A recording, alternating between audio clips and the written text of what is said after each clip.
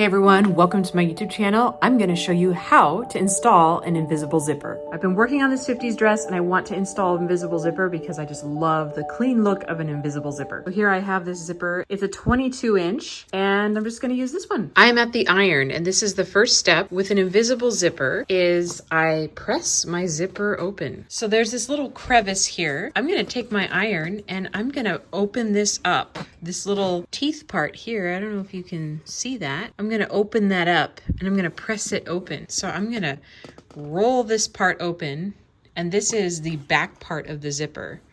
So I'm going to just press that open with my iron here. And it's flat and the teeth are over here now. Do it on the other side as well. And here's the dress. So I'm gonna take my zipper and I have, this is the front of the zipper and this is the side that I pressed over here open. So what I'm gonna do is obviously you wanna sew right sides together. So I'm gonna flip it this way and I'm gonna pin this to the top. I left this open up here. This has a lining on the inside. So I'll show you how to do that with a lining as well. But I'm gonna open this up at the top and I'm gonna align this with the top of the bodice here of the top raw edge. You can see that sticking out there. Pin it all the way down. And I'm gonna go to my sewing machine now that I have this pinned right here. I'm at my sewing machine and I have this foot. This is actually a cording foot. For my Juki, and you might have a foot like this similar. I just use whatever foot seems right, and that's because the needle goes right on the edge there. So I want to have a foot, or you want to have a foot that actually has where the needle can stitch right on the edge, whatever foot that is. Now I'm going to put it actually under the foot, and I have the edge of my foot that's gonna butt up right against this right here. So if you can see that, I take this top pin out. I'm gonna just put the edge right up to there, right up on that edge, and I am just gonna start sewing. And that helps for me to get it right in that crevice that I want. You wanna make sure you don't stitch over the teeth of the zipper. That's really important because obviously it won't zip up if you do that. I got to the bottom of the zipper here where basically I'm gonna have to sew the other side. I don't know if you can see that, but there is the turning point at the seam at the bottom. And I have this little bit left over here. So what I'm gonna do is I am going to zip this up past where I started sewing.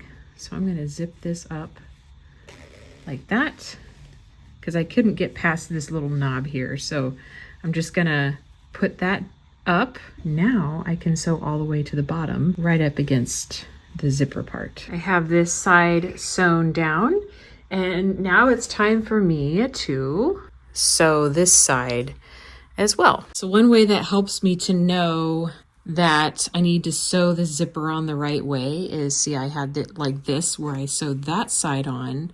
Well, I'm just gonna tuck this under and have my zipper facing up, this little knob thing down here. And so that way I know this is how it's supposed to go. It's supposed to go this way once it's finished sewing.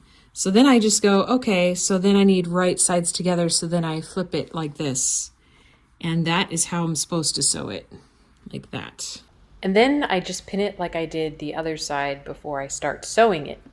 This time I'm starting from the bottom of the zipper instead of the top of the bodice. So I'm starting at the skirt.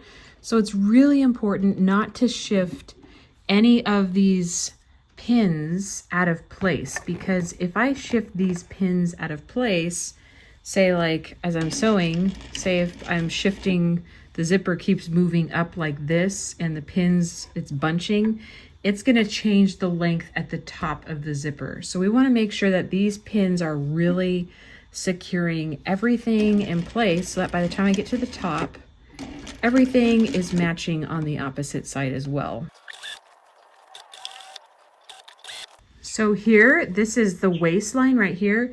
It is so important that this pin is still in the same spot, that you don't have the zipper rolling over or pushing up here, because then that means on the other side of the zipper where we had sewn last time, it's gonna be like this and your waistline is gonna be off and you're gonna have offness. So I'm just making sure that this pin does not move.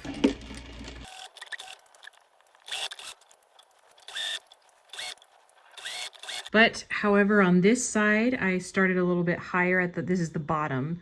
So I need to go back and finish that. So what I'm gonna do is I'm going to flip this way like that and tuck that underneath and come from the back side like this. Zip this up a little bit just like we did last time. And I'm gonna finish stitching that side. And there we go. Once I finish stitching that, it'll be all done. And I have my 2 pins to keep the edges lined up down there. And I'm just gonna start sewing.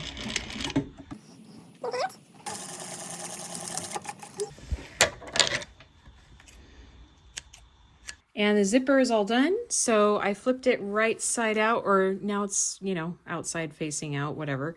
And I'm closing this up to see if everything lines up. And as you can see, my waistline is matching here and everything's matching at the top.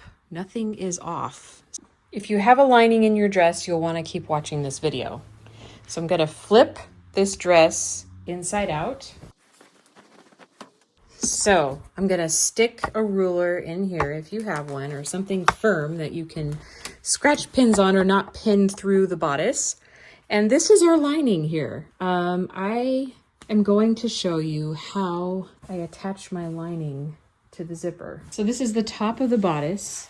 And what I'm going to do is basically I'm going to fold it over like this. Folding this over, I'm going to pin it in place, make sure everything's flat. And I'm pinning it on top of the edge of that zipper there. And we're going to hand slip stitch this closed. All pinned in place. I'm going to unzip this and start hand stitching. And just start slip stitching.